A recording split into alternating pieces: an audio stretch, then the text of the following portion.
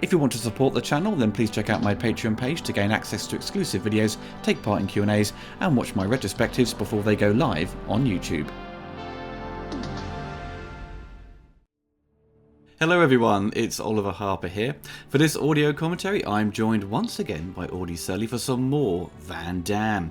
If you tuned in for the Death Warrant podcast, we had mentioned at the end of that we would be covering The Quest. So here we are. Now, I've already covered the movie as a retrospective, but Audi wanted to discuss the movie more at length, and I'm happy to do so. So Audi, how are you doing? Pretty good, Oliver. Happy to be back for another Van Damme explosion here. All roads lead to Time Cop, I hope. But on that road, we have to go for The Quest. And I think it's a movie that kind of warrants a little bit more of a discussion than what I've heard on recent releases, as well as just kind of a word of mouth on this film throughout the years. Just spoiler alert, I don't think either of us thinks this is his best movie. So we're not going to go revisionist on this. But I think there are aspects of the film that do get kind of left behind when people talk about it. Well, there you go. Okay, folks, if you wish to sync this commentary with your own copy of the film, put the timestamp to 0 and press play now. Now, as a kid, I think I may have mentioned this in my retrospective, but I was really anticipating this movie because of Impact magazine. I was kind of flicking through and picking up a few copies, and seeing The Quest being listed, I was like, oh my god, it's a kind of return to his tournament roots, like Bloodsport and Kickboxer, which are the kind of movies that got everyone into Van Damme. Yeah. And this movie was kind of slapped with an 18 rating, which is complete farcical for the time. I remember this. Same at my place. I was so annoyed by that, so I had to beg and plead my dad again to rent it for me because he'd done the same with Time Cop, and I got it, and I was kind of really mixed on it because it didn't. Story-wise, I think the story is kind of interesting, but the sort of what you're really renting it for and kind of wanting to watch it for is the fight scenes, and they don't quite live up to what you've seen before, and it seemed a little bit sort of pedestrian with its kind of the fighting, and like the fights the fights are really quick, and Van Damme only has a couple of fights really throughout, but it kind of, as we see this movie, it sort of starts out with him as an old man, looking a bit like Christopher Lambert from Highlander 2. I thought the same. I mean, I've seen this movie so many times by now, and just to echo what you said, I mean, discovering this film was, I saw like a news segment on like an Entertainment Now kind of show, and they were talking about the fact that he was making, they claimed it was like the next Bloodsport, the follow-up to Bloodsport. And I was like, oh my god, like, yes, the send-off, right? And it isn't quite that, but he does look like Christopher Lambert here. And they would play against each other in that Kickboxer sequel that came out like a couple of years as of this recording. Don't watch it, though. It's terrible. Oh, I love 90s thugs, by the way. We've lost an art in the 90s thugs in video games and in movies. Just the kind of attitude and just the ruffians. They've all come from like the backgrounds of Streets of Fire or something. Yes, still. Right? It's like pulling out the same wardrobe, Yeah, look at this guy. He has a bandana, long hair, leather jacket, just like you don't want to mess with this guy, but then you also don't want to mess with this old man. I kind of find... okay, so we talked a little bit about the plot already. I like that scene where he pours the alcohol on the desk. But so blown away. It's like... this plot is like the tale of dead ends, right? It is basically a retribution story. It's a revenge story. It is a quest, like no pun intended. So it's like this journey. It's a lot of these things that I feel like it's supposed to be somewhat of a martial arts take on Ben-Hur almost, where it's not as long, thankfully, but just kind of like this journey of a man that becomes, by the end of the film, the man he is. But there's a little bit too much going on with literally every character, and then also the plot goes in any which direction, which we'll get into. And that old man makeup and such kind of, it opens the movie and the cap ends it, but I think they could have tied that a little bit more into a cohesive narrative of him retelling a story rather than just kind of like, I want to wear old man makeup for this movie. Give it to me. And it's like, well, why? Yeah, it is a bit strange because when I sort of commented on its kind of story in my retrospective, it was kind of very unclear what his quest is, because it's kind of he's all kind of gets there by accident and then has to sort of fight his way out to sort of to buy his freedom by essentially winning this kind of dragon at the end. But it seems kind of, as you say, with too many characters and they've all got their own kind of story threads and don't really meet up at some point. Really, it's all kind of a little bit too much going on. And, because they all should have been simplified. The quest here should have been. We're on the quest for motivation, right? We're trying to figure out the motivation for almost every character, and it is a simple film. It is basically, a tournament film like all others. So it's about winning the golden dragon, the golden prize. But the motivation of the main character is probably the most ambiguous of all, right? Because we haven't gotten there yet. And I think most people watching this commentary has seen the film, so we don't have to worry about spoilers. But he does live with orphans, and it's kind of suggested that he himself is an orphan and like quite young. I don't know how old he's supposed to be in this film. But those kids, you better kind of take note of them now as you see them, because you're never going to see them again, right?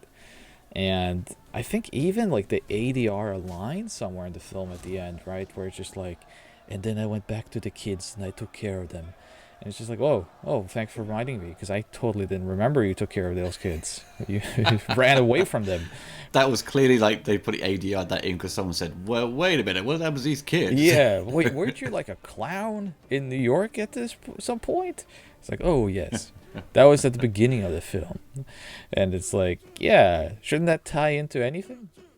So there's one thing I want to note about this film is, Van Damme is very important to the history of Mortal Kombat, right? And this film has a lot of Mortal Kombat kind of connections. So it kind of comes full circle with this film. And, of course, James Remar here, who's kind of one of the main characters, and I guess primarily the main character that we have like a clear motivation for, being this boxer who kind of takes Donald Gibson's role from Bloodsport. He was Raiden in the sequel to Mortal Kombat, Mortal Kombat Annihilation. Right, yeah. One of the worst sequels ever made.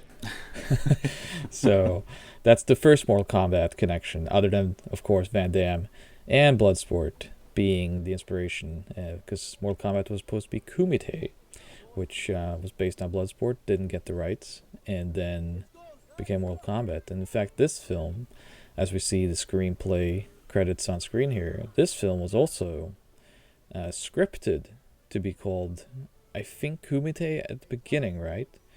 Yeah, it was Kumite Enter the New Dragon. Or the other way around, I think it was. Enter the New Dragon, the Kumite. And, I mean, we'll have to go into all of that. But here's another kind of introduction of a character that you'd think, based on just, first of all, the swagger. I mean, this character is probably the best character in the film. But it introduced him as kind of like, the rival of Van Damme here. And he's only in basically this scene. Well, yeah, it's this funny thing because the opening act of the movie it feels like it's kind of cobbled from another idea that they're strung together with this kind of tournament movie. So it ultimately kind of feels a little bit out of place because it as we mentioned earlier, everyone just forgets about the children and what he was doing at this point in his life. And one of the kids we saw, the oldest of the kids, became a martial artist himself. I think was in that sort of Never Back Down. Yeah, I think movie. But I love this bit because obviously it cuts to Van Damme close up, just start juggling. It cuts to a stunt double. Cameo by Steve Martin, by the way. That guy.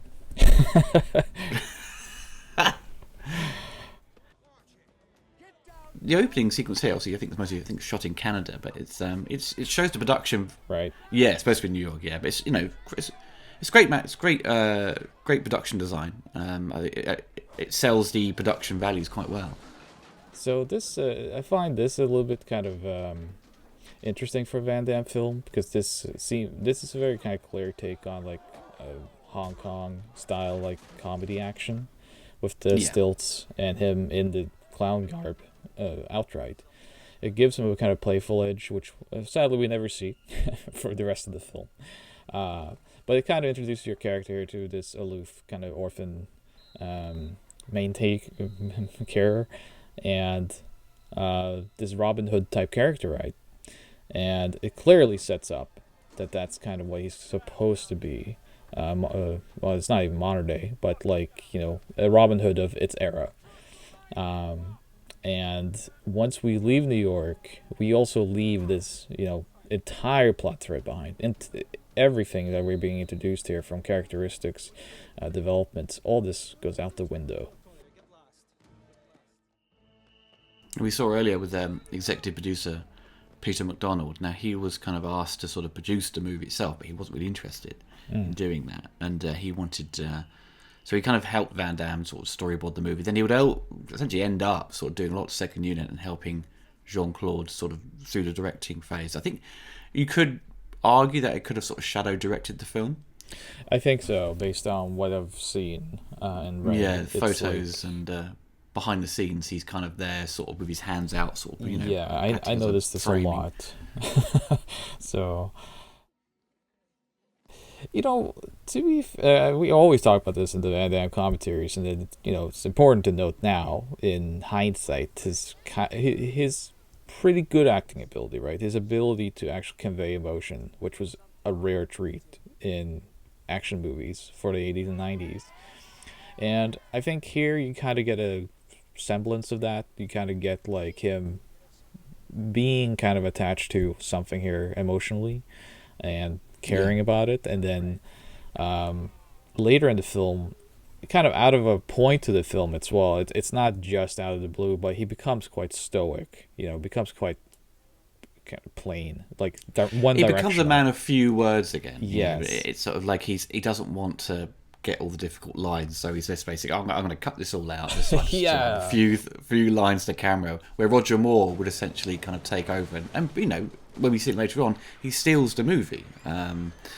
Really, right from under Van Damme. Yeah, oh yeah, for sure. I mean, that's basically the story of the film overall, is that, the supporting cast, acts him out of the building, because and I think the idea again is like with many other Van Damme films is to you put him alongside great established actors, character actors, and mainstay names, and it influences Van Damme. It brings his acting up. But in this film, I think because he was a first time director, and because from what I understand, there was a lot of problems on set, right, which we'll get into. So I don't think that the respect for him was the same, because I think as you know a marquee name in a film, it's easier to respect. Okay, he brings the money in, and I'm just gonna shut up and do my job. But in this case, it's like he's trying to prove himself in an arena that I don't think he was suited for at this time, and it just made everyone kind of look down on him. Mm. Well, because it wasn't unexpected though for him to move into the director's chair, because he had sort of co-wrote a number of his kind of films with Sheldon Leddish, and he got involved in the fight choreography, so he was kind of sort of directing at some point, I suppose, in small capacities, but take on a responsibility of sort of managing a team and being working more so than the others, because he'd have to be constantly communicating with the production, and if he wasn't going to do that, then they're going to lose. I would imagine some respect for him, and this was doing his sort of drug phase as well. So Yes, this would be the height of it, and yeah, and yeah, that's also something that like today I think puts a lot of things into perspective. Is that when you have undiagnosed bipolar and drug issues from a very toxic Hollywood environment, which is quite known for taking naive people and fleeing them their money and time, right? I can totally yeah, yeah. see how you end up with a Van Damme. Kudos to Van Damme though, because he's totally overcome that. Oh, and definitely, yeah. today lives a very happy life. So, but it is at the height of him just being a problematic person, and I think he would totally admit to this as well, based on many interviews he's done in the mid to latter parts of the 2010s. It seems like he's very open about that. So, I, I do think though that like from production crew issues and whatnot, which we'll get into, these scenes as well kind of shows you though that the cinematography overall, I think, just the way the movie is shot, it's a bit flat, but it's quite beautiful still. I think there's a lot of value into the actual production of this film. Yeah, I mean, it doesn't look like a sort of direct to video kind of movie. It looks It looks feature. It it looks looks feature yeah, film. it looks very cinematic. And when we get to when they sort of travel to the tournament, we are sort of given these great vistas of the sort of Yes. locations, and that's put down to Peter McDonald. So yeah, I think the photography is pretty consistent throughout. I think it's probably its strongest point. I think in terms of its production quality, there is kind of moments where things are a little bit sort of flat in areas. I think it's maybe just down to time they had, but Yeah, time and um, also I think direction. By the way, this kid here is actually his real son. that's He right. looks very much the same still. If you see like behind the closed doors of Van Damme's, he himself became an actor, and I don't. I mean, I've seen him in a few movies. He's mostly in his father's movies. He's not half bad. I mean, he seems to kind of not want to do action for some reason. Well, I Mm, can kind of see that actually, being that you don't want to follow your father's footsteps completely. yeah, But from all accounts, to what I've seen, he's actually quite good at martial arts. And I think his daughter is as well, isn't she? yeah, I think she's Bianca, right? yeah. Vandenberg. So yeah, both of them act in their dad's movie, and I think he's someone I probably could have something of it like the direct to video career that would be successfully. I think he just needs to embrace a little bit more cheese and lay off the prestige. Need some more cheddar, son. It's a Cheddar. little bit more cheddar, sprinkle with some parm. So, and I mean, already by here, um, Van Damme doesn't really feel like the same character. It seems like he wakes up in a different film, right? Yeah, yeah, definitely, definitely. This, It'd be interesting to know if they'd shot all this bit first, and then they thought, oh, we need something to add to the beginning to sort of give it this sort of emotional kind of drive for him to sort of go on this quest, and maybe that was tacked on. But then the opening sequence seems quite expensive, so I imagine that would have been done first because there wouldn't have yeah, any money right. left to Because do the the sets to and do the stuff. rest. So Yeah. yeah, yeah. Or maybe they could have been lucky and another film was being made and they had everything kind of there to be used. So it could have been one of those scenarios. Also, time is another thing of this film. Like the actual time lapse of when things happen, you have no set because first of all here you can see it kind of clear. This is movie stuff, but it's like, Van Damme wakes up on the boat in the morning, and then they continue to the next shot, seemingly kind of same day, right? The same weather conditions, same clothes and everything, but he has a beard, so clearly, unless he's Homer Time has Simpson, passed, yeah. a lot of time has passed. So like you have no But sense. it's also like when he does train, become a Muay Thai warrior. Yeah, We don't know how much time has passed there. they don't say anything about that, and you would think that it's been years at that point, based on like how he reacts to things. But yeah, time is like out the window in this movie. You just sit, and I mean, it's a tournament film. I understand. So, by the way, the second Mortal Kombat connection here. The place that they're traveling to here is the Fifi Islands, which I mean, it's not just Mortal Kombat, but like every movie that needs to be shot cheap and look nice, you go to the Fifi Islands. But I this, think is it the man with the golden gun was done around here, wasn't it? yeah, Roger Moore would have been familiar with this area, I think, because Bond movies continuously went back there. I think several of those were like shot in Thailand for certain scenes. I mean, Van Damme, I think himself has a great love for Thailand. At least he did show Kylie Minogue his Thailand, so I do know that much. But he really, he really seems to enjoy shooting there. You can live like a king over there. Yeah, of course. It's so cheap. All do. But these islands and the beach that they're coming to very soon. It's the very same beach, and I think even like some scenes seems to be shot almost like at the same exact location as the beach fight in Mortal Kombat with Kitana and Liu Kang. So it's kind of interesting because obviously they wanted Van Damme for the Mortal Kombat movie. They couldn't get him. Well, it's interesting because they both came out the same year, so there might have been some crossover with, Productions. Yeah, yeah. Yeah, that would have been funny, right? If Van Damme just walked onto the set of Mortal Kombat. Yeah, like behind the scenes photo, just Van Damme's there, just to sort of take the piss because he's supposed to be in the movie, but he went and Street Fighter instead. So there was always talks about this, right? And even back then, I remember reading magazines back then that like there was always rumors that Van Damme was gonna be Johnny Cage in Mortal Kombat films and whatnot.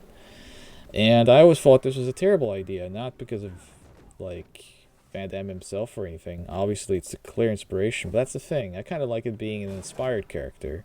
If it would be Van Damme himself, it wouldn't be Johnny Cage. You know what I mean? And so Yeah, yeah, it'd be definitely, never, yeah, definitely. I never had that desire to see him in that role, and I think it's kind of he wouldn't have done a good job because it's a parody. He can parody himself, I'm sure, but like it becomes a little bit too on the nose, I think. So, I mean, if you want to see a good Johnny Cage film, watch JCVD, I guess. So yeah, the introduction here. Yeah, Roger Moore, was.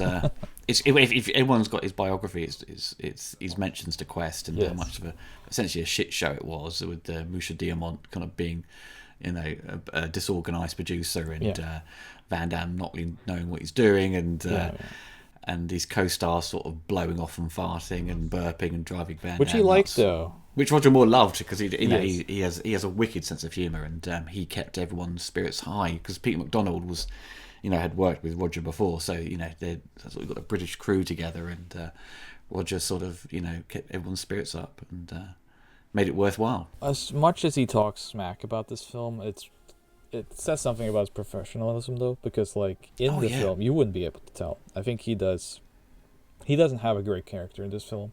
It has the potential of a great character if he actually redeemed himself properly, which it's kind of funny that he doesn't. He remains a scumbag to the very end of the film. He does, yeah, but he gets a wonderful little speech at the end talking about how he sort of essentially kind of messed up his life, and it's a great moment, Roger Moore. It's amazing, and I think it's almost accidental. I don't think he was directed in that scene. I think that was just Roger Moore being like, "Well, you got to add something, like some development here, right?" And then I wouldn't be surprised if a lot of that was improvised, to be honest with you. But I mean, you can't really tell that he had that bad of a time, which in his book at least seems like this was among the movies he liked the least to work on, if not the absolute worst he worked on. I'm sure there's some Michael Winner movie he made which he hated or something. I think I've seen worse with Roger Moore, so I don't know about that. But Roger was promised top billing, wasn't he? And he wasn't. Oh, he was not. He wasn't fussed about not getting it, but he was promised it by Van Damme early on, and once it sort of went to the premiere, and it was just like Van Damme in big bold text, and Roger Moore was aligned to the bottom credits, which he was a bit disappointed. If I was Roger Moore, I would just, this is before Google, so I guess he couldn't Google it, but even by 96, a Van Damme movie was a Van Damme movie, and you had to sell it on Van Damme because Van Damme fans were there for only Van Damme. I'm not saying that necessarily it's wrong. It's so funny, you had Roger Moore at the top and the Quest. Yeah. Roger Moore's in the Quest? What? The greatest martial art tournament of all time, Roger Moore. The Quest. It's like, I've seen the Bond movies at the end there. I don't think he should be doing more action. Yeah, I think by that point, Roger Moore's kind of career as an actor, a leading man, has sort of dwindled considerably. Yeah, so he wasn't doing the last big movie was, I presume, A View to a Kill, and he did kind of a lot of just smaller performances and lower budget films because he was not essentially typecast, but he was, he wasn't, action stars or whatever of that nature. They've moved on to younger actors. I wonder if that's a little bit of why you get this performance out of him in this movie, because it is kind of a complete contrast to Bond, right? Like, Bond is a flawed character. He kills people, he womanizes, all that stuff. Mm, But in this film, but he has like a sense of moral, right? There's, underlying justice to James Bond. Like he is there to do good, and he saves the day by the end. And here, you never get that with this character. You have that speech you mentioned, but I mean, mm. throughout the movie, he continuously swindles people and hustles them, and doesn't really show much remorse even at the very end. So I do wonder Mm. if like he took some glee in playing a proper bad guy, which seems to be kind of like the actor thing when like they love playing bad guys because you could just channel all that hate and like Oh yeah, dirtiness inside of you. Deals get the best dialogue as Yeah. well. So it's Van Damme is as the hero, he's very sort of plain, to put it simply. And Roger Moore's seems to be sort of chewing up the dialogue and having a blast and sort of enjoying having a nice holiday. But I think he had busted his knee during early stages into the film because they Oh. had to go sort of was up to when they sort of travelling to the tournament. They had to go to a location and they all piled into this kind of vehicle and Roger Moore being quite tall, he sort of busted his knee Huh. squeezing into this vehicle, so he was on crutches for a while. You know. So here we have. This is a continuation of Kickboxer not getting Muay Thai right, by the way. Or Oh, I there know. is Muay Yeah. Thai in the film, but Van Damme never really does proper Muay Thai, and I never quite understood. I mean, he is a kickboxer in real life and karate, so his discipline is different. And I'm not gonna go into too much martial arts spiel, but like whenever Van Damme does Muay Thai in Kickboxer, the film, or in this movie, yeah, like I never quite understood why Van Damme didn't kind of study a little bit more Muay Thai before he starts doing it in the films. But Well, there's no knee attacks really from him or elbow attacks. no, It's often just him doing his sort of high flying kicks, and side kicks or whatever. And it's like, well, that was a confusion, going back to things like Kickboxer, where he's supposed to be trained by this amazing like Muay Thai sort of teacher or master, and it's like there's none of it in there. It's just Van Damme no, showcasing Dennis what he can Chan. do with his Yeah. great sort of agile sort of kicks and stuff, and showing how high he can jump.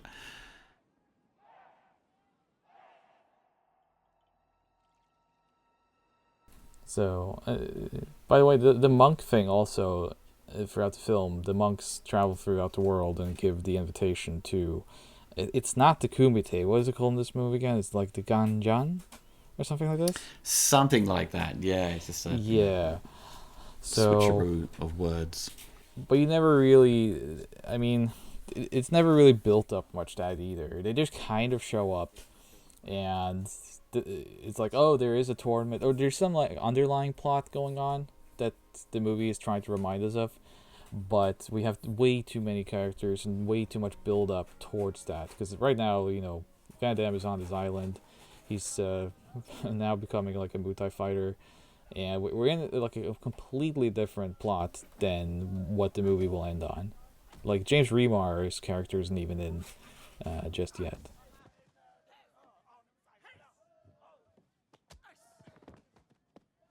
I remember Peter McDonald said when I think when Van Damme was sort of early stages of directing, his parents were always kind of there, some in the early stages to sort of watch him work and stuff, and Van Damme was did some direction, and he said, "Oh, I'm going to go now," and Peter was like, "No, you can't go. You've got to stick around. You've got to set up the next shot or whatever," because he thought, once I'm done doing the day, I'm finished. And he was like, "No, you can't do that. Everyone's watching you. Your parents are here. You got to, show them what you can do, essentially."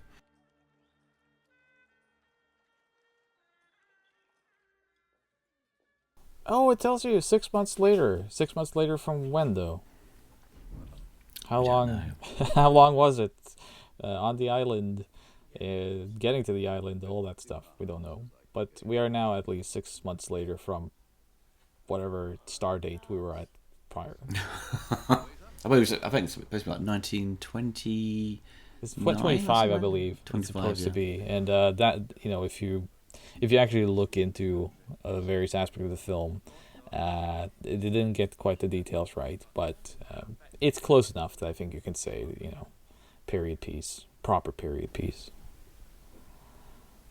Didn't really talk about Jack McGee. I mean, the co-star here of Roger Moore, who, I mean, character actor, venerable character actor, and as you mentioned, farted every time they they cut for a scene. So, but he on a recent, I was surprised because on a recent DVD or a recent Blu-ray, they actually found him and interviewed him, and he seemed to kind of contrast a little bit of what's been said about the film over the years, and have a little bit more of a positive attitude towards it. I guess he got paid at least, so I mean that always helps. Yeah, yeah. Well, he sort of maintained his friendship with Roger, which was wonderful. Yeah, After the film, and because he started acting late, didn't he? Because he was a firefighter, and then yeah, sort of jumped into acting. and he has that kind of roughness to him. It's kind of unpolished acting. Uh, he's just on set, and there's this sense of him that it's just a movie, and you kind of get this relaxed acting from that, right? This comfort. So I think he does a pretty good job. He probably, out of all the characters here, probably the most believable character in the film, I'd say, along with Roger. But Roger is chewing the scenery quite a few times. So, but he's also British, so that might just be how he is. Even by this point, when I into the film, when I was it was '96, I suppose it would have been out on VHS. So I would Yeah. have been 14. So I would have been like, "Where's the fighting? What's going on? What is By this?" this time, I like, was pretty. Yeah, by this time, because prior to the internet, well, the internet was around, and I think maybe at this point I'd started like Alta Vistaing Van Damme a little bit, but it wasn't the information highway just yet for this kind of stuff, right? At least not for No. a 12-year-old and a 14-year-old like us. And the the only intake I'd had from this film was that I don't think it was entertainment now, was that kind of show where it was just kind of like Van Damme's working on a new film, let's go look at it, like stuff like Yeah. that. And then also we used to get, I don't know if you had this in Britain, but you used to get these catalogs of movies that were coming out in the rental space, because rentals were so big back then. And I remember seeing this, and like the description of it was basically like, Bloodsport is back or something like this. I can't wait, man. This is Have you seen literally- the early? You've seen the early poster design they did for this, like the Oh, mock-up yeah. one, but it's so weird, isn't it? Because he's doing this kind of martial arts pose with his top off, his curly hair. So it feels like it's from another movie, but it's like got the gold sort of text of the quest, and it's just this kind of like beigey sort of pink background, I think. But it's it's kind of an early stuff, I presume, sort of concept of what how to sell the film, I presume.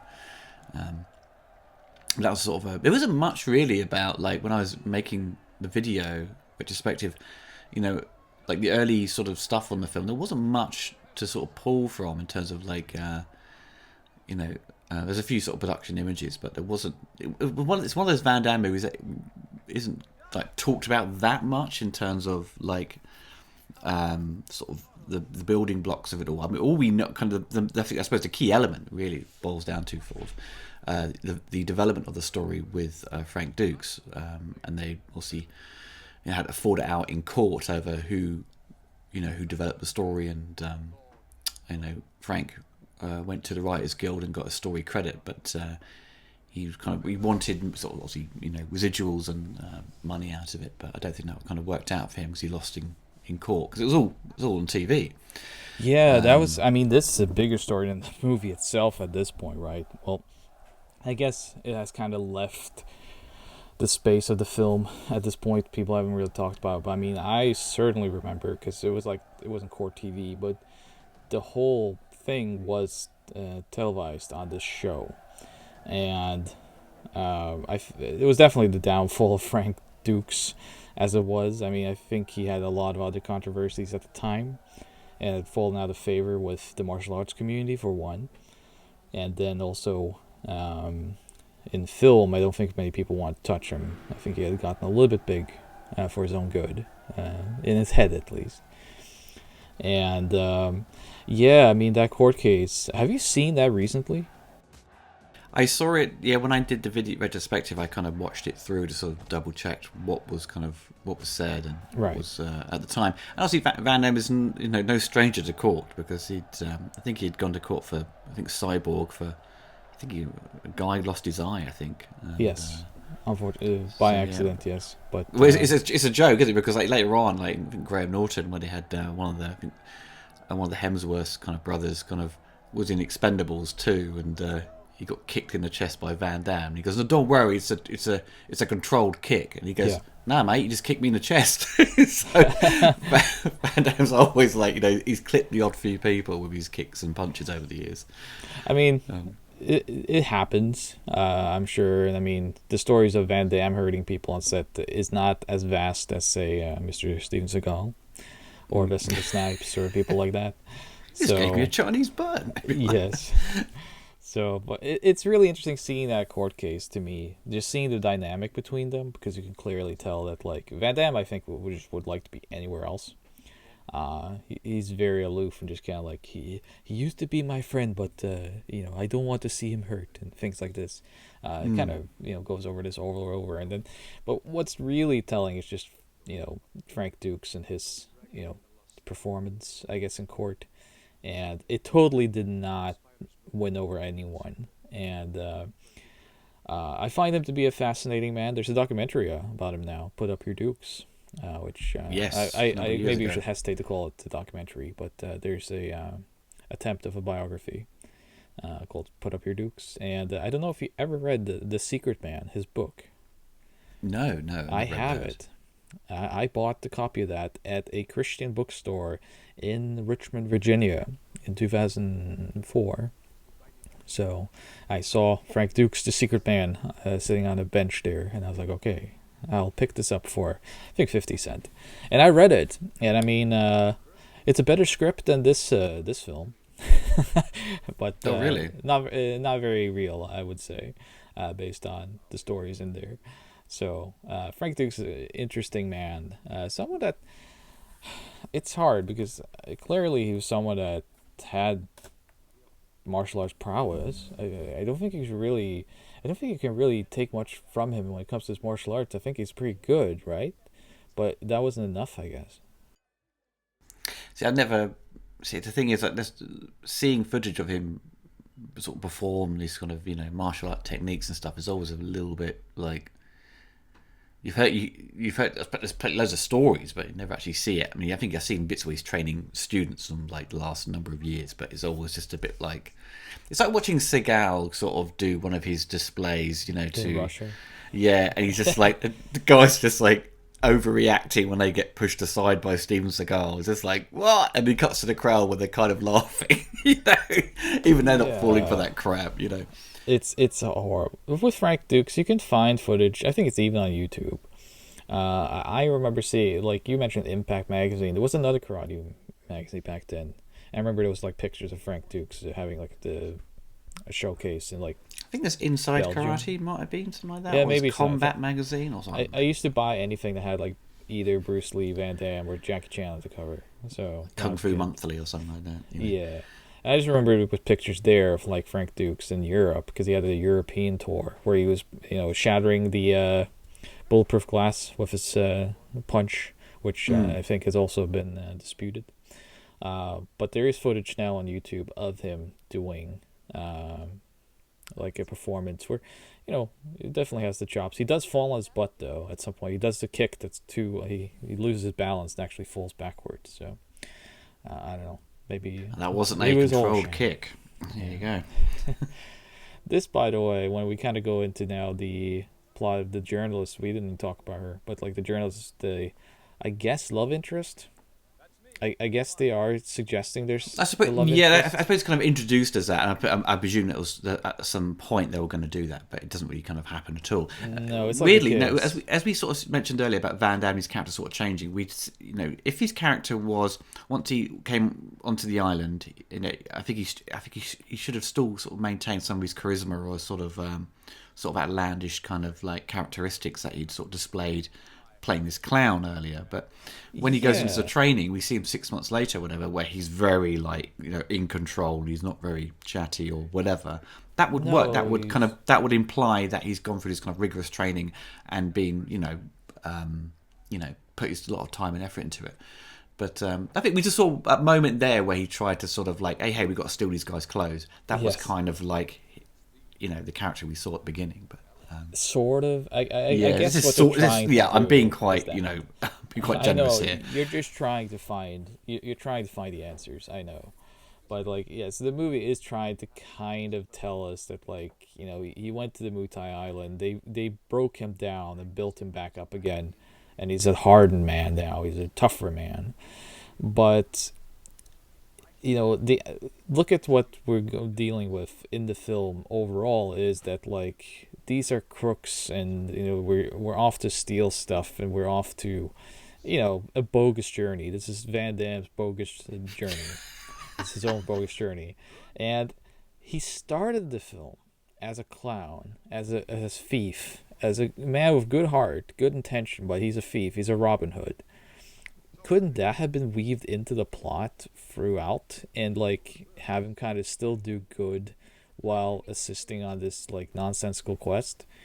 Like Yeah, he should also be good there's at. He should also be very good at sort of thieving and conniving as well. yeah, because he's so naive at this point, right? He's so blank and naive, so you feel like he's almost like um hasn't. I know he's not like a man of the world or anything because he's just been orphaned in New York, but it's like he's completely uncivilized to an extent where it's just like he doesn't know anything and it's just kind of like I'm just along for a ride and I hope you're honest, Dobbs, or else I wouldn't know better. And it's like, but you should know better because you spent your whole life like tricking people Mm, for to feed children. yeah, Like it's you kind of like should he's know this. forgotten about his own character in the film as he's focusing on the directing. He's like, what do I do again? What's my motivation? There was a little nod to Kickboxer there, by the way, It was. because they Yeah, drove yeah. past the palace, which he trains at. So there's some call, but I think that's another issue, which we talked already about, like what we were expecting, and then what the movie we got, and it Mm, was very much. I think even Van Damme himself said that this was like to kind of send off to his blood sport, to the career that he started as he was transitioning into bigger, better movies.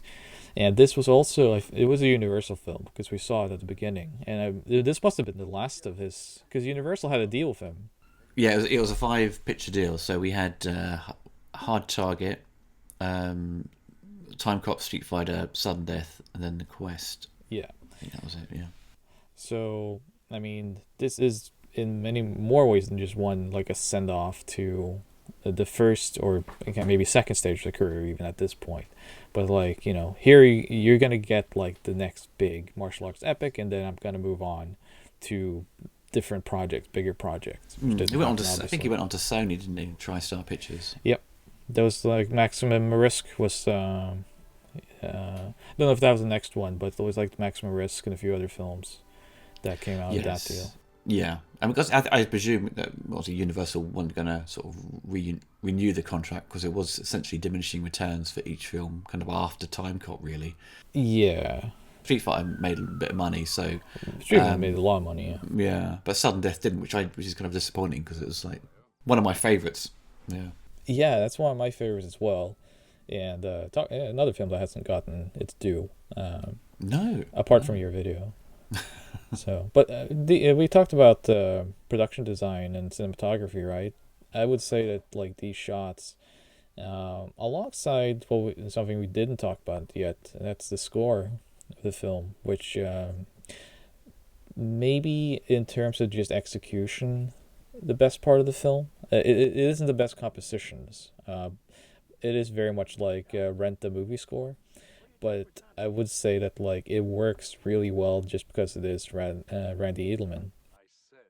Yeah, because when I covered it, it was because I watched, or listened to the score again, and it very much is like a sort of side piece to Dragon the Bruce Lee story, which is kind of Yeah. like obviously Van Damme must have seen that film and gone, wow, this score's amazing. Let's have something Yeah. like this for my movie.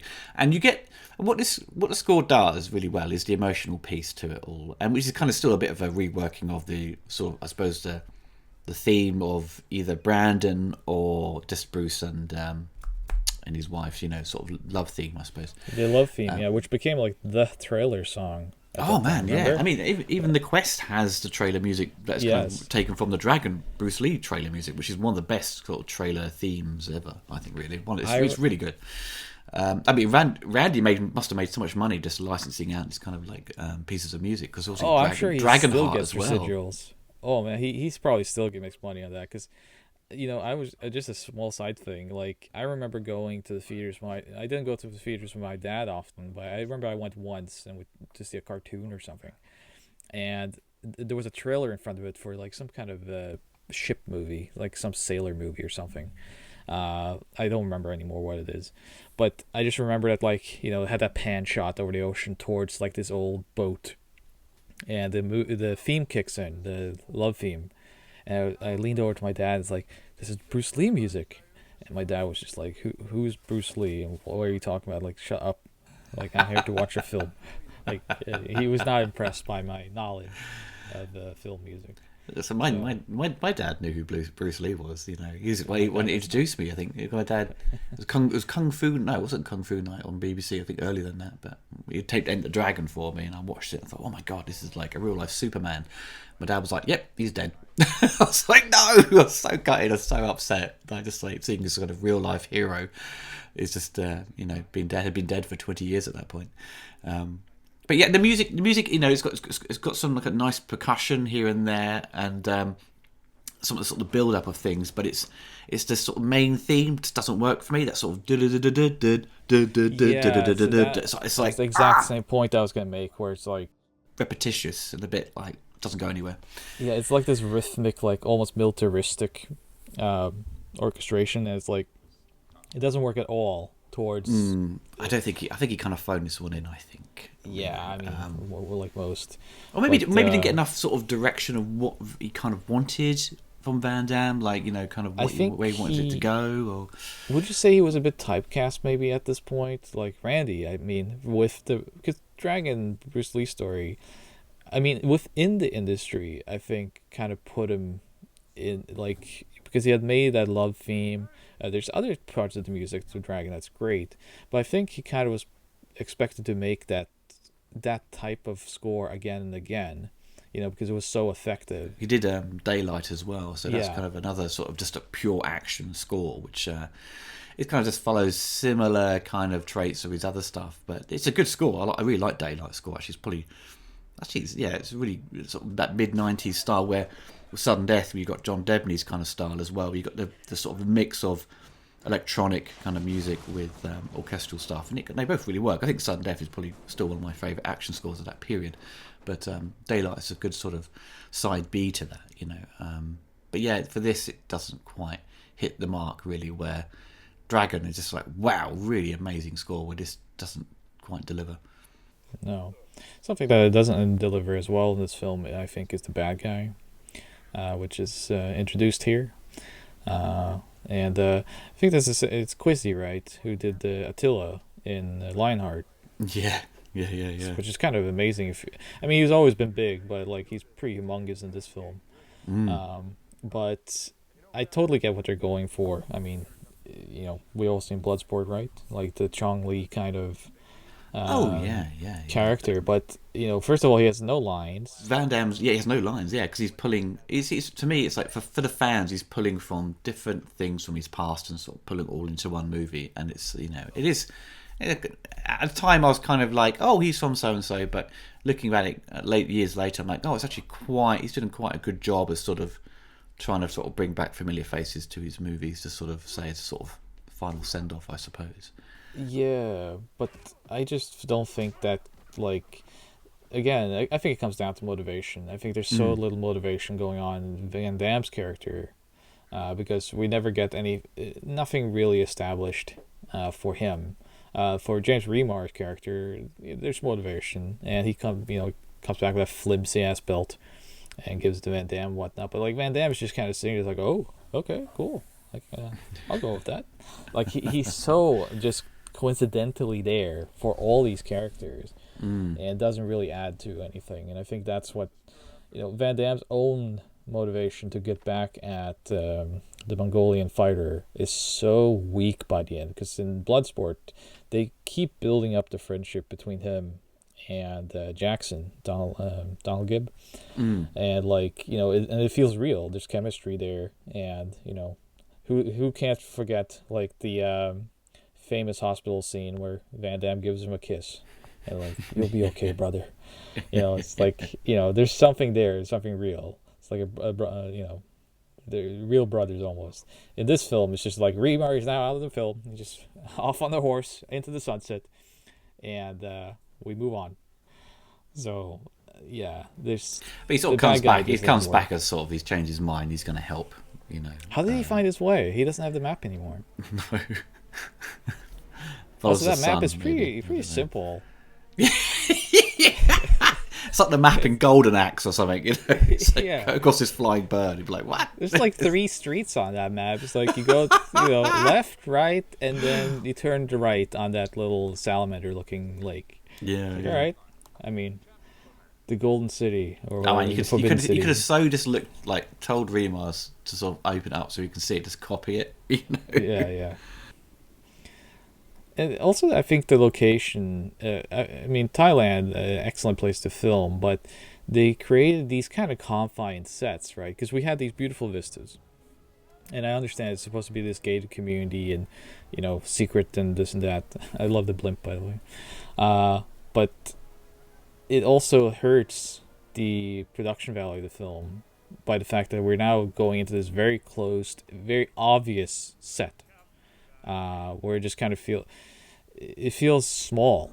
The movie has built up to something a little bit bigger than this, and then it feels so tiny by the time we get to the tournament. Even tinier, I would say, than Bloodsport, because you have all the locations in Hong Kong, and you have this very intimate kind of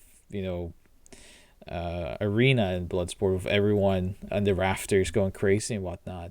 But in this film, we encapsulate just the fighters, singular fighters, into this little place with this kind of echoey hall, and it just feels kind of like no one's gonna hear this, see this, feel this. Like there's no like real weight to what the action that's going to take place here. Yes, but you think it sort of undermines the importance of the fight a little bit then? Yeah. Look at that championship, man. They need to get the WWF Eagle belt on that man. Like, I'm sure it's actually like, I'm sure someone's gonna point out that's actually era accurate or something. Like that's what it looked like back then, like the bare knuckle fighting or whatever he is. But it just looks stupid. It looks like it gives him a silver plate from his grandma's collection, right? Yeah. So it also looks like the French flag, the way they've done it up. That's right. Yeah. It doesn't really look American to me. I understand it's the same colors, but it's just something. There's something wrong with that belt. Like, I remember sort of saying in my critique of it that this felt more like Street Fighter than Street Fighter the movie. Because it does in the way, yeah. Because you've got these kind of colourful characters who he's got to fight, and the Scottish guy goes, "Hey!" and he's like, kicks the guy in the face, whatever, Yeah, and he's got sumo guy. So, but also that it's all kind of playing on what Bloodsport did anyway, which is kind of having different styles of martial arts, and you've got like these kind of colourful characters. And this is something that I extend, like when I was doing Street Fighter related stuff and talked to people who worked on Final Fight and Street Fighter at Capcom. They used to have running TVs just with films from the Americas, like cop dramas from like Brooklyn in the 70s, and martial arts films like Jackie Chan movies, Van Damme, all this was just running for inspiration. And that's why you kind of got some of these influences, sometimes just creeping in without them even noticing.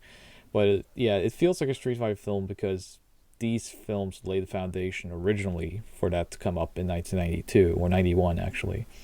And you could get to a film like this and it should feel so much more than this being the send-off, but the Considering you it's look at such a other. segmented film, right? We've gone through Hmm. segments of plots rather than like building properly up to this because we Hmm. barely even seen the fighters. No, no, because you saw them, at the beginning doing the opening credits, which is very similar to Bloodsport. Um, and But yeah, if you look back at the time of like this has been shot at 95, right? So it's a 96 release, but it's or was it 95 film? It's always get mixed up with the sort of dates of this one. Yeah. But the what was going on in martial arts cinema, or action cinema, it all seems very tame, when you get to the fight scenes. It's this thing, oh my, if it was gonna be Van Damme's sort of send off at the time to that genre, it really needed to sort of pack a punch and be like, wow, this is like just showcase what Van Damme can do and what he's learned since Bloodsport. Yeah. Because we watch Bloodsport, he's fantastic in that. He's fast. He's doing a lot of kind of different techniques. Because he had to show off what he could do. Because this was his kind of big movie debut, right? So He also edited that. yeah, yeah. I know. It's, obviously, he's a good editor when it comes to editing himself. Only himself. Only himself, yeah, yeah. The double impact edits, which drove me and you nuts in, the early phases of Van Damme's kind of fight scenes. But which he doesn't do in this, I don't think. But this movie, unfortunately, ugh, John Woo, we all know in Hard Target, will shoot in slow motion. He'll shoot in that frame rate to sort of give you the great effect of slow motion and shoot at high frame rate. With this, they artificially slow it down, which I despise. Awful. Yeah, it's not good. You have to shoot for slow motion. If you do it in post, it will look awful, and you'll have what happens in this film. And yeah, I mean, getting into the fights now Here we because go. now Look, we're suddenly here, flips them over, and slow mo, yeah, and it's not good. it's awful. It just looks choppy, and it takes away from the impact, right? So because you lose frame, well, you don't lose frame data, but you see individual frames suddenly, and you don't have the flowing impact. So you shouldn't do that for anything. I guess other than padding time. Well, this guy's in Double Impact, isn't he? As He is. the guy Yeah. with the spurs, Well, we're basically going into the Van Damme friendship train with this, because like almost every fighter here, you can either point out from another film or was like a sparring partner or even bodyguard. So like, and you just mentioned it should have been more, and that this is the area of the film that should have been basically.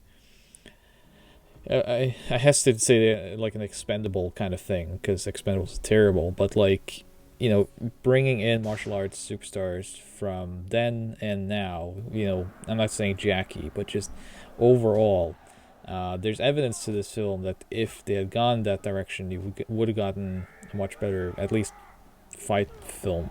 Because once you get into some of these fighters that are from Hong Kong stunt teams, the fights are very good. But then when you have these kind of like unknowns that are just kind of kickboxers and savante people, not so good. So, but it was this and Only the Strong. I think must have been my introduction to capoeira. Yeah, I suppose so. Yeah, for me, it would have been the Quest. Then you notice it like come like Tekken 3 or something. When I've got one of the Yeah, I mean characters. Tekken 3. Yeah, I wonder how much Brazil owes to Tekken 3 for introducing capoeira to the world. But I had seen Only the Strong with Mark Dacascos prior to this, and found it quite fascinating. But I thought it was made up for that film. I didn't realize. I think that's another Sheldon Lettich joint, right? it is. Yeah, Oh, I've that's got right, yeah. we when as offcuts of In Search of Last Action Heroes, where he talks as a section about that movie. So Yeah. I need to. It's actually I, quite I, good. I need to take that interview and put it on YouTube and add some clips to it. Oh, I would love to see that. Yeah, because I love Only the Strong, but that was my introduction to capoeira, and I didn't know that was a real thing, and then it turned out back here again. It was the second time I'd ever seen it prior to like Tekken coming out, and it's actually quite interesting because there exists very little behind the scenes footage of this film, but there exists some, and part of that is a capoeira demonstration with like Van Damme in the background clapping along just like he did in Breakdance 2. Oh, amazing! He's doing the exact same thing. So this is my favorite moment in the film when James Remar recognizes the animals, and it becomes like Oh, it's so funny, uh, isn't it? Yeah, it's great. like it's like a children's picture book. It's like the cow, the monkey. It's like The he Beatles. fight. It's like, he fights like a monkey. Now he's a tiger, and I love that. It's Well, just the guy just yes, got his spell ass it out for whooped. us, The please. guy just got his ass whooped. He's obviously in Dragon, isn't he? Bruce Lee's story and Yes, yeah, kickboxer just done. as well. Yeah. You know. Yeah, I forget his name, but he's also in Street Fighter. He's one of the inmates there. That's When right. they do the Yeah, breakout. that's right. Yeah, yeah, yeah. Yeah, he's in like everything at this time. A lot of Hong Kong action as well. Usually he's shot in the Philippines or Thailand. He shows up, Mm. so he's a good muscle man. I don't know why they kind of get rid of him so quickly in this film. Yeah, yeah. Um, I would have him you last a bit know, longer because he did really well in Dragon Bruce Lee's story and gets a few yeah, lines great as screen well. presence. Yeah, he's a big burly guy. He's kind of like a Bolo type character. I'm actually surprised that Van Damme didn't look at him and say like, "This seems a bit familiar. We should do something with this." But I guess at this point, it's a lost cause because you do. I don't. We didn't talk much about this, but like we talked about the production team, right? And Van Damme kind of falling out of favor with them. And I think halfway or towards the end of the film, they maintained that they ran out of money, and were some people were apparently working for free. Well, Musha Diamond, it sort of wasn't. It was expecting people to work for free. It wasn't paying their salaries, and I think either sort of producers or Peter McDonald had to sort of wrangle it to sort of get the money in place to continue the production. I think. Yeah, because Um, people were starting to step out and be like, "I'm not doing anything. mm, I'm not working on this," and they still had to film more. And I don't know exactly where they were filming at the time, but it was essential that they did finish filming. So they did find the money. Kind of disputed where they found the money and whether or not they already had it, or they wrangled it up, like you say. That I don't know. I didn't work on the film, but stuff like that obviously must have taken a toll on just the overall production and getting to the end of this because and that might be why the movie kind of starts feeling smaller, is that you did definitely have a smaller production team as things went on, um, and you had issues getting things filmed, which I must have, for Van Damme, I don't know how involved he was with the production team overall, but being the person he was, the problematic person he was, it must have just been a recipe for disaster.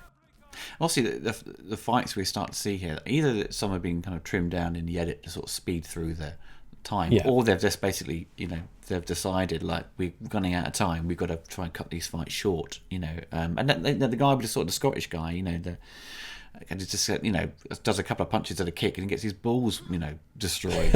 So it's like, again, he is a fantastic martial artist as well, and Yes. because I saw him on the BBC had done his kung fu celebration night, and he turns up talking about Hong Kong cinema, and he's brilliant, he's really good, he's really Yeah. fast and stuff, shows what he can do.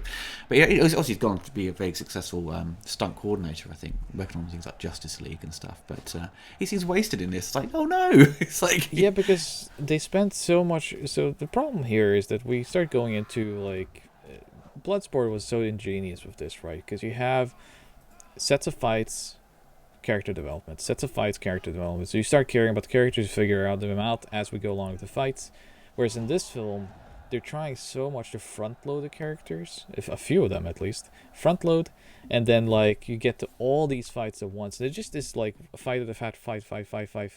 And we don't care, like we don't have time to even like fully develop these fights. They get edited down for time, and then they start feeling disjointed and just kind of end way too quickly. Like the Scottish fighter, you this fight between the Muay and the African tribal person, like these kinds of things. There's so much more you could do with it. They also have this Empire character here. This would be prior to World War II, so but he's still very. He's a bit out. My dad's a World War II historian, and I would have to ask him how accurate this depiction is. But he feels very kind of like 1930s and on type Mm. Nazi, uh, like the Übermensch type typecast. But I feel like there's so many more things you could do with these types of team like build-ups here of personalities and contrasts. If you go back to Bloodsport, you've got great music for these kind of fight scenes to sort of give them a bit more life and energy, Yeah, yeah, and that's what you love about that movie as well is the music, and the score doesn't really facilitate that, and and as we sort of pointed out, the fights sort of cut short, so you can't really emotionally get invested in them, and it's a shame because they sort of become very throwaway, and it's like the whole film's about a tournament where you're not really interested in the fights. This is you don't care at all, but you don't care about the characters, right? So it's mm, like, what do we actually care about? And I'm still looking, and this would be like, is this the first proper Van Damme fight in the whole yeah, film? it is, yeah, yeah. Yeah, and we're what, like 45 minutes in, so, and he, like we have, this is another thing where, yeah, he's trained in Muay Thai and all, but he doesn't fight like a Muay Thai fighter. There's already a Muay Thai fighter in the tournament. This is all Lionheart fighting, you know, Yeah, so or I think AWOL. like throughout the film there should have been much more of a like him finding out about this tournament, kind of learning about it so that we learn more about it, and then finding his fighting style by the people that he spends his time with, right? Something like James Remar would have taught him like hand to hand. His acrobatics comes from naturally from his Robin Hood days, and then like along the ride they also find someone that's a kickboxer or kung fu fighter, whatever it is. I don't care. Muay Thai it could be, but that should have been more of the film, and then build the motivation through his training proper rather than just put him in the ring. It's like, good to see you again. It's like, all right, well, you saw him 5 minutes ago, but all right. He does a great kick though at the end, but they slow it down, which is a shame. If they shot that in proper slow mo, it would be fucking glorious. But It would have been but, wonderful. but the editing is not bad though. Like with because we're No, seeing the impacts and stuff, so he's not cutting it in a traditional Hollywood way where they cut before the impact. You're seeing it all, but it's just like not enough of it, and you want more, and that's the problem. you mentioned the music earlier too, and a few years ago I met Paul Herzog, who's the composer of Bloodsport. Oh wow! Yeah, a wonderful person. He's a teacher these days, or he's probably retired by now, but he was a teacher when I met him. And met him alongside Stan Bush, who sang the songs for Bloodsport. Oh yeah, Stambush is great. And Yeah. yeah, wonderful person. Both of them, wonderful people. And had a pretty long conversation with both of them regarding all of their music and whatnot. And I remember asking specifically if he ever spoke about doing another Van Damme film, because after Kickboxer and Bloodsport, he did another Bolo Young film because he was friends with the director, and it's called Roaring Fire, I think. It's a kind of just like straight to movie Bolo movie from the 90s, and the soundtrack isn't much to speak about. It's just he did it out of friendship. But a couple of years ago now, probably 10 years ago by now, he did these original soundtracks to pretend movies. Paul Herzog did. That was kind of like the spiritual sequel to Bloodsport in music, and they're quite Really? good. They're fantastic. Oh I'll wow! send you. I'll have to send you. I have the CDs because he gave them to me. No, amazing. And yeah, and I asked him like, did you ever talk about doing something with him again? He's like, oh, I never. He never knew Van Damme or anything, but he knew. He spoke to Sheldon a few times, and just production people speak. You always have friends in the industry, so there's always like talks. And for the quest, he was not approached, but I think they should have approached Herzog. Oh, definitely. But it may have just been one of those things where a studio you need a name Yeah, composer. Universal probably didn't want a synth guy by this time because that was, by this time, I think martial arts cinema was very much in the domain of the rentals. And at that, kind of like the lower rentals, because Don the Dragon Wilson and all these people, right, they put out a movie every month. And the tournament, it's kind of like Game of Death, where everyone did the tower after Bruce Lee died. everyone did like that plot, so you couldn't do it anymore by the time you want to do the actual game of death with Robert Klaus. So you had to come up with new stuff. And I think the tournament film, I mean, Bloodsport in itself had sequels by this time with Daniel Bernhardt. And they're not great. They go in kind of interesting directions. I think Bloodsport 4 was out at this time, at the same time as this. And it's like a prison movie. So Bloodsport 4, The Quest for Peace. There we go. it's called Bloodsport 4 The Dark Kumite because it takes place in a prison. With the lights off. Yes. So, I think the tournament film, it was probably a hard sell for mainstream audiences as well as the studio to like commit to this like direct-to-video stuff. Like, Yeah. So maybe it's not even down to the script and Van Damme entirely that we have so much front-loading. That might also come from a bit of studio pressure that like no, this has to be like a an adventure. Your character has to go out in the world and he has to discover things, and like it has to take place in the 1925s and like these kind of things. I could definitely see that is also the case. Well, Universal were sort of investing quite heavily in the home video sort of director movies sort of tapes, direct to video kind of movies with things like the Darkman sequels and oh yeah, for sure. So they I suppose it may have crossed their mind that this could have been seen as this kind of like direct-to-video kind of film, kind of affair, but due to its kind of is. Yeah, you could argue that, but it's by this point it is. It's kind of sold and shot in a way to be a sort of cinematic experience, and except the fights. I think by this time now, the fights and everything is shot. I mean, the lighting is professional, but I think the angles and the editing feels almost TV-like at times. Which could, come down to the cinematographer. I think primarily did TV films. So I don't know. There's a lot of kind of like close-ups where they've gone too far as a close-up, and you're supposed to see their hands. Like then you had his hands up, but they're completely cropped out. It's like, what are you doing? Well, this is shot on Super 35, so it's kind of it would have been easier to sort of pan and scan. It's not anamorphic. Now this is also kind of like, so this is a callback to Jackson in Bloodsport. Oh, yeah. I would argue this is the wrong character, right? Because we've never established much of a relationship between this fighter and Van Damme. No, it should have been Remar, Yeah, it should have been Remar. It should have simply been Remar. And I understand, like, well, we have to take him out of the tournament or else Van Damme can't fight. But why didn't,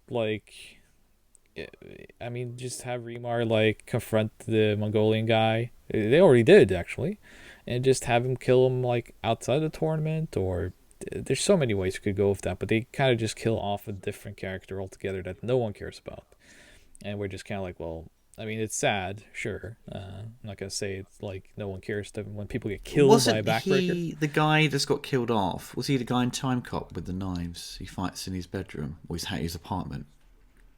Is it? It looks like the same guy because two guys attack him. One's like, one who goes 12,000 volts, motherfucker.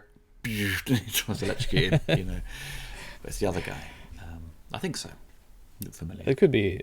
Most of the people that you see, especially in this part of the film, where we're at a much smaller cast overall. Most of them are kind of mainstays of Van Damme's entourage. So I'm sure. He could have popped up in another film. Well, that was on the 101 Films release, where they interview with one of the martial artists, and they said there was a lot of kind of egos at play on set, with other guys all trying to compete with each other to be on camera, and they want to sort of try and show off and trying to get the most attention, and probably because it's a tournament movie, and it's going to be for some, it's going to be their time, time to sort of shine and be seen by other filmmakers to sort of say, hey, look, let's put this guy in this movie and that movie, and because this played theatrically. Oh yeah. So this was because I'm sure a lot of them could just be in like a Don Wilson film or a Oliver Grana film, or they could pop up and all that, but they're going to be seen by the same audience, me and you. Every time, right? No one new is going to discover them, and here you have a big, one of the bigger martial arts films in the theaters for a few years at this point, because this is prior to Rumble in the Bronx coming out, and kind of revitalizing, and then eventually Matrix and whatnot. Van Damme's films, you had Street Fighter, which isn't a martial arts films traditionally, and then Time Cop, which is also not a martial arts film, it's a sci-fi film. So I mean, this is kind of like the last hurrah for them to be discovered. So I can see how those egos happened, and that fight started happening, and you can see it in that behind-the-scenes footage. I'm sure it's on YouTube by now. You can actually kind of see that there's a little bit of tension between basically all the martial artists. A lot of sparring going on. This fight scene here is like, obviously he's fighting the same actor again from Double Impact, which was in Double Impact. It's quite a short fight, but it's got a nice style to it where it's gone in the blue. It's in a nighttime setting with blue light, and but this is a time for both of them to sort of show off their sort of flexibility with their kicks. So yeah, it's a good fight. I don't mind that fight. It's pretty good. This is one of the better ones, and I always call him Don Flamenco because it's the Punch Out character that does like similar things, but in Punch Out, and it has that same kind of rhythm to it because every time he like lands a successful strike, he puts his arms up like the dance pose, and it's like some sound effect that makes Yeah, this would be a terrible, terrible strategic thing to do in a martial arts fight. Would you be to like post that strike? But it gives him a character, and I mean, if anyone steals the show a little bit alongside the animal form kung fu guy, I mean, it's the Spanish fighter. I think definitely is one that you always remember. And I would have to be curious if he came up with that himself. He just showed up with a puffy shirt. He's like, I watched Seinfeld yesterday, and I have a great idea for my character, and just like put that on and did the Spanish fight, and it totally works. And the only thing that doesn't work so much in it is that, oh man, I wish the music kicked in a little bit more of like a Spanish guitar and like gave him that moment, but they can't afford that. Puffy shirt. I don't want to be a pirate. I don't want to be a pirate. But yeah, this is also another Bloodsport callback. They didn't really do much with the sumo wrestler in this film.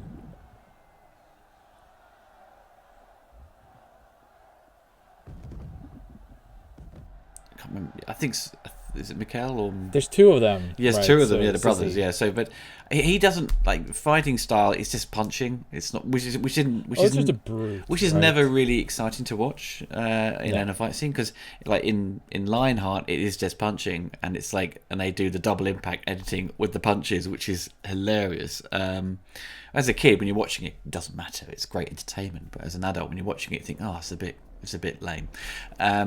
But yeah, he doesn't really get to do much in this as well in terms of showing off any sort of particular fighting style. He just kind of picks people up, or throw them down, or just punch them, or he'll essentially just be this kind of punching bag and take all these punches. It doesn't hurt him. So yeah, and the sumo guy gets completely taken out. We could have had a 100-hand slap or something, Yeah. Well, yes, right.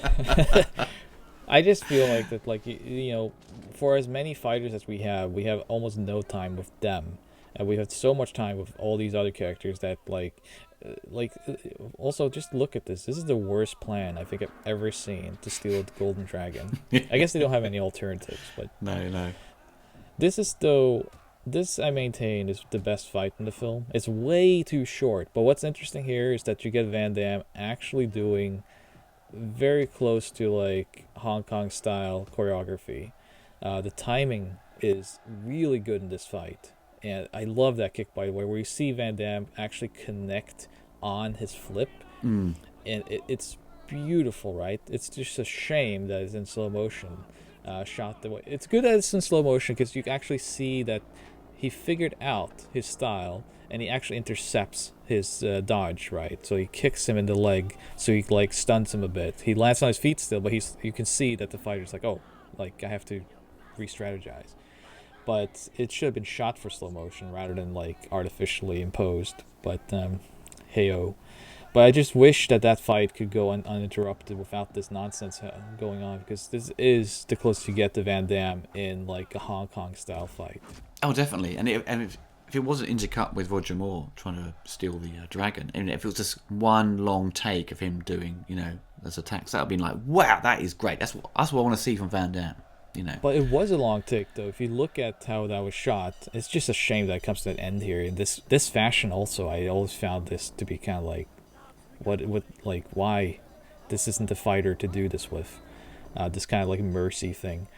They should have Finish been much him, more you equal. know. Yeah, it's like it's so weird, right? It's like, it feels like there's some sort of rivalry there that should have been built up. Then, if he's gonna do that, it feels almost like he's waiting for the cue. It's like the blimp is gonna go off soon, right? Uh, but if you look at how that's choreographed, that first section of that fight, it's a fairly long take for Van Damme, and the camera keeps panning around to show that it is him. And I would have to assume that it's almost like Van Damme saying that, like, oh, I can do this stuff. Like, and he can. Like, why he didn't do more of that always baffles me, because Van Damme was his own worst enemy when it came to this martial arts stuff, because people kept saying he's not a good martial artist. He has the flexibility because he's a ballet dancer. And, oh, like, his fighting record was fake. And he never really fully went out there and proved himself, and I don't know why. Obviously, for one, you don't need to really feed into that, I guess. You just kind of like go with it. But, he had a fighting record. It's just under his real name, which people didn't Yeah, bother to because I look think for. you had commented on one of the previous commentary where people just didn't do their research, and Yeah, obviously here now we mentioned earlier about Roger Moore's sort of performance. This is the best part of his performance, and it's really really heartfelt scene, and it's. But as you say, it's just a he shame that doesn't Van Damme doesn't react to it. No, no. It's just it's a shame that Roger Moore's character Dobbs doesn't get to redeem himself, sort of show a good, Proper, yeah. yeah, properly. But it's a wonderful moment, and as you were saying with sort of Van Damme not really, sort of proving himself or showing what he could do. I think he's kind of got stuck in that sort of in late '80s, come the '90s. He'd showed off what he could do, and everyone was like wowed by it. But he didn't evolve himself. He didn't evolve his technique, and he didn't really change with his films. And there's little, as we've seen with the Quest, there's little shades of it. We can see, oh wow, he's doing something different there. He didn't continue doing that, and wasn't pushed enough by the directors to say, this is going to be a one long take. Can you do this? And like, I don't know. But he didn't really do it that often, and it's something that he should have done to sort of keep up with what was going on with action cinema and what his competitors were doing. He wasn't competing with them anymore. I think this comes down to a little bit of studio pressure to kind of like, because I think they definitely sense that, compared to like a Seagal or these kinds of action stars, even like Arnold and whatnot, you could do more of Van Damme. You could do better plots with him. Not better instant, like the scripts were always kind of what they were, but Van Damme is someone that, like, he loved playing two characters, right? The twins and whatnot. He kept doing it again and again because he could, and he did a good job at that. And you could do a lot. He was a more nimble man. He wasn't the muscle brute. He's huge. He's muscular, yes, but he's also a believable man in a lot of different types of characters, from a policeman, detective, martial artist, whatever you want. And I think it was more kind of like, from a financial standpoint, it was for the studios. I think it was better to try to get him into different roles than just this martial arts stuff that was definitely fading in the mainstream. And so I could see how, like, he never really embraced it enough, because I'm sure a lot of people just kept telling him, like, you're better than this, like, you could do so much more. And of course now we think about it as like a lost opportunity, because you definitely should have gone to Hong Kong earlier. Before he did eventually do it with Knockoff and these kind of Choi Hawk movies. But I'm not a big fan of Choi Hawk as a director, and I don't think he uses Van Damme proper. So you don't get those moments you should have gotten with him in a Hong Kong production. I always love the reactions of James Remar. It's like, yeah, and they slow it They down. slow down It's that so too. good, isn't it? Why? It's comedy. But he's like, he's the one there to support Van Damme, which is great. And it's like the last bit of the fight scene. He's like, yeah, come on. And he just like, Van Damme defeats the main dude with like a couple of punches, which is always a bit, ugh. A couple of punches, yeah. Yeah, Like, it's- we'll get to that, but like, this final fight is, This is the Mustafar fight for Van Damme for me. It's like when you finally got the Wrench of Sith and you had like that fight between Obi-Wan and Oh, Anakin. Anakin. It's like it's so much for like, and we don't. It doesn't need to. It should be about the characters. It shouldn't be about the location, the lava, the flames. That stuff should just be a backdrop to the tension between the characters. And this fight here has that same issue where it's like they focus so much on like everything around the fight, because I guess there isn't really that enough character in the fight, right? I mean, these two characters shouldn't really. They're more interested in making the I mean, location look interesting than the actual fight, because yeah, they go to sort of the B cameras where you've got the flame kind of out of focus, and then you've got them in focus in the background, and flames out of focus in the foreground. So we go out of the arena. yeah, there's a lot of that Yeah, stuff. it's just. And this is so good. It's like, because everyone now stands around and looks at Van Damme. It's like, what have you done, Van Damme? You've been a naughty boy. You know, he's getting. You've upset him now. Look at everyone's like, Take care of it. for shame, Van Damme. Why? Yeah, and it makes like even the lady, who I guess is in love with He him. must have I'm not sure. wearing his underwear, and his ball bag must have fell out his shorts or something. And everyone's just like, oh my god. No, because they're not like. Then they would be like shocked and impressed, right? They would be smiling. So I think it's just disappointment. It's like, oh, you fell down the stairs. Like I really don't understand. And I also don't understand why is the fight taking place outside? Like, why Yeah. aren't they just being relegated? Who's back to the managing this? arena? What are these Yeah, guys like- doing? You know. And for why, for what? Like, it makes no sense to me. But a lot of this doesn't make sense. And I also just think like it becomes too messy now because you don't get a clear structure to the fight. It's kind of like we made the Star Wars reference, but also like Rocky 5 Oh yeah, when they start fighting in the streets. Yeah. Yeah, and it takes away because the drama is in the ring, and we've been conditioned to as such. This is a fight between two martial artists at their best, and you kind of need these ground rules, right? It is fun with a no holds barred fight, but for this final confrontation, it should just kind of be on equal footing, and show that Van Damme's the better man. You don't really get that. Instead, you get like this, I guess, chicken pen that they're going You have into. to show his like little skirt sort of flay Yeah, out when he spins around. It's like, we don't need to see that. You know? We already had that. We had the Scottish fighter. It's see his junk, as he spins around. I'm like, oh, what was that? So this is the dumbest shot in the film, right? Like, and it's almost shot for comedy, but not, I guess I don't think it is, but it feels like because it's a Looney Tunes shot. They walk along the building and hear punch sound effects. And then he gets thrown out the window. This is like straight up Looney Tunes. Well, it's sort of, it reminds me of like Superman 2, where he like, Superman's fighting like Non or something underground. You just hear the like punching, and the sewer lids are flying up, and suddenly you just see this punch, and Non comes flying out of the ground. Right? It's just like you don't see the fight. You want to see the fight, but it's And we don't. We just hear the sound effects, yeah, which it's grunting, fairly stock. yeah. And again, I find it somewhat strange that we go into this when the template for this was laid with Bloodsport. Yeah, And yeah, I think yeah. Van Damme, when you look at him and Bolo, I think definitely they figured out their rhythm, and they did it again. Double Impact. It's just a great pairing, and it's great because of what they're building up in this fight. I have to wonder how Van Damme didn't kind of recognize what's missing. I guess he just. I have to wonder just how much he was actually directing this. I think he directed himself a lot, Here it comes, but I wonder, the helicopter kid. Tatsumaki. Yes, the real life Tatsumaki. But that should have been the end of the fight. That's the finishing move in all his movies. Yeah. It's that kick.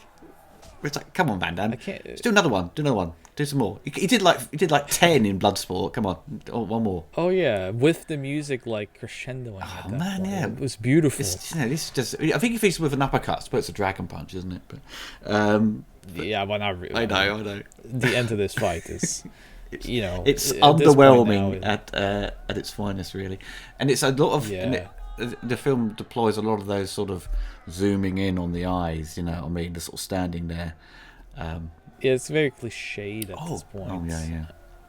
and this, you would feel like at this point that the fight should kind of take another stage. Like now, he's powered up, There's a slapping. Here we go. and he just punches and slaps, and it's just so It's boring. It's yeah. boring. It's not entertaining. We've seen that. It's like we've seen punches in films for years. You want Did they more? not feel like the fight was long enough? Maybe. I don't. Yeah, Like, maybe. I don't Yeah, know, yeah. because I yeah, just, it it's just like really it's like isn't. they've run out of ideas. He'd run out of ideas for his fight choreography. It just there's nothing going on here, and Not even like much of a kick, right? yeah, And I mean, at least you need that. So yeah, it is probably, I'd say, one of my least favorite Van Damme fights throughout his entire career. Yeah, he totally does assure you thing. You're right. yeah. James V was like, I didn't recognize that until now. But he should have grabbed. He should have grabbed one of those flaming sticks, set the guy on fire, and yeah, and then done the helicopter kick, sent him flying. that'd be great. We should like a tag team where he like tags in James Remar. He comes in, does some more punches. Just like. Yeah, right. Like a dramatic battle from Street Fighter. Oh man, that'd be great. But hey ho. He looks kind of happy on the ground there as he passes out. I guess he's happy for Van Damme. I've had too many punches. I'm also just kind of curious, like, what from here? Like, you win the Golden Dragon, I guess you melt that down and get money for it. Yeah, I suppose so. Like, Maybe it's just made out of chocolate underneath. Maybe it's just like it's a big chocolate. like a Cadbury. Yeah, It's just yeah. like, It's like this can feed all the kids back home. those like cheap like Christmas calendar chocolate underneath. Like, oh, it's a bit crap. It's not Cadbury's or Galaxy or something. Oh well. Yeah. Or it's Hershey's underneath. Tastes like cig. Like, oh, God. I do like the hat. We haven't commented on the hat enough. On the flap. But like Van Damme's hat in this film, I think his character. I mean, costume design overall in the film isn't bad, and I think they did a good job of Van Damme overall. Yeah, costume But, design's fine. Yeah, they made him look very naive. I mean, which is to his character, but it's like he shouldn't be. And then he walks off with this lady, and I guess it is implied that she writes the quest book that we're about to see, right? Yes, but That's which is comedy gold because the top paragraph is about the quest and the bottom paragraph is about yachting. I noticed this. It's awful. No one. one read it. No one bothered to read what they were filming, and it's glorious. Yeah, here you have Old Man Van Damme again, and because I have the one-on-one Blu-ray, and I was like, wait, like you can actually read this, and it's by yacht. Like, what is this copy pasted, or is it that boat we're seeing there? Like, what is it? Oh, I don't know. I really don't know. It's really like How did he overlook the that? props department fucked up big time. Some nice production shots here. Yeah, stills photographer on set. There you go. These will be lobby cards later. Oh, that's actually in the film. Yeah, oh, really? Yeah, you took those pictures, right? They closed that book really quickly, so don't fucking read that. Close it quick. Well, it's about yachts, not fucking the quest. For God's sake.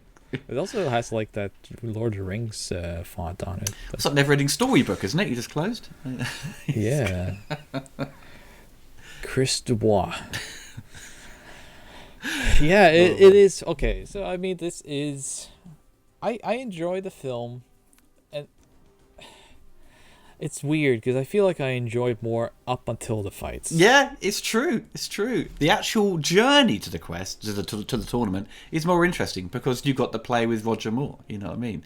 It keeps it entertaining. You have actual like characters interacting and stuff, even though you don't really get them. I mean, Roger Moore is trying his best, so you kind of have that. But then once you get to the fight, it's just all out the window. And I mean, the movie doesn't even have time to end because he wins the tournament. He walks off. We're back to the old man again. We don't even see the bartender anymore, who he's talking to. I guess it is kind of implied that he's telling his life story to the bartender or reading it from his book. I guess he keeps that with him in his pocket. I think the bartender's sort of like just closed up and just left Van Damme there talking. Yeah. You know what I mean? Yeah, he left. Yeah, he left boring. half an hour ago.